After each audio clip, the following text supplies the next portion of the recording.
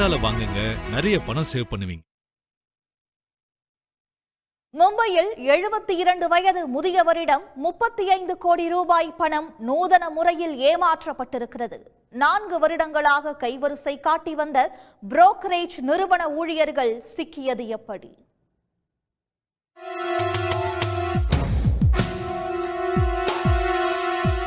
மகாராஷ்டிராவின் மேற்கு மாதுங்காவை சேர்ந்தவர் பரத் ஹரக்சந்த் ஷா. 72 வயதான இவரும் இவரது மனைவியும் பரேல் பகுதியில் புற்றுநோயாளிகளுக்கு குறைந்த கட்டணத்தில் விடுதி நடத்தி வந்துள்ளார்கள்.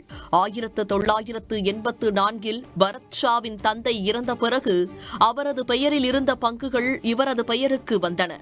என்றாலும் பரத் ஷாவுக்கு பங்குச்சந்தை அனுபவம் இல்லாததால் அவர் பங்கு வர்த்தகத்தில் ஈடுபடவில்லை.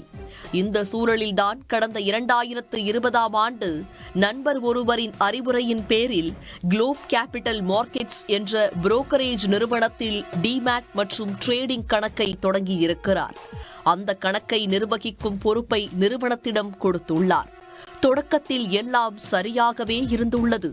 கம்பெனியிலிருந்து சிலர் ஷாவை தொடர்பு கொண்டார்கள்.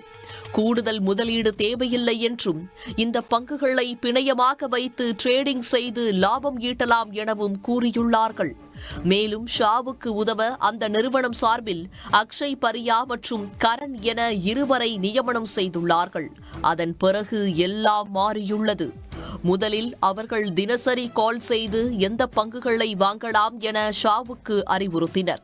சில வாரங்களிலேயே நேரடியாக ஷாவின் வீட்டிற்கு வந்து அவரது லேப்டாப்பிலிருந்தே மெயில் அனுப்புவது உள்ளிட்ட வேலைகளையும் செய்துள்ளார்கள்.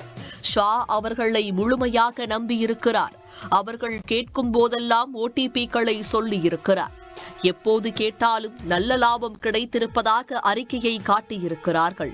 2020 முதல் 2024 வரை அவருக்கு அளிக்கப்படும் ஆண்டு அறிக்கையிலும் லாபம் என்றே இருந்துள்ளது. இதனால் ஷா பெரிதாக எதையும் யோசிக்கவில்லை. இந்த சூழலில்தான் கடந்த 2024ஆம் ஆண்டு குளோப் கேபிட்டல் நிறுவனத்தின் ரிஸ்க் மேனேஜ்மெண்ட் பிரிவிலிருந்து ஒருவர் ஷாவுக்கு கால் செய்துள்ளார். உங்கள் பாண்டுகள் 35 கோடி ரூபாய்க்கு அடமானம் வைத்து பணம் வாங்கி ட்ரேடிங் செய்யப்பட்டிருப்பதாகவும் அந்த தொகையை உடனே கட்ட வேண்டும் எனவும் கூறியிருக்கிறார். இதனால் அதிர்ந்து போன ஷா தன்னிடமிருந்த பத்திரங்களை விற்று 35 கோடி ரூபாயை கட்டியுள்ளார்.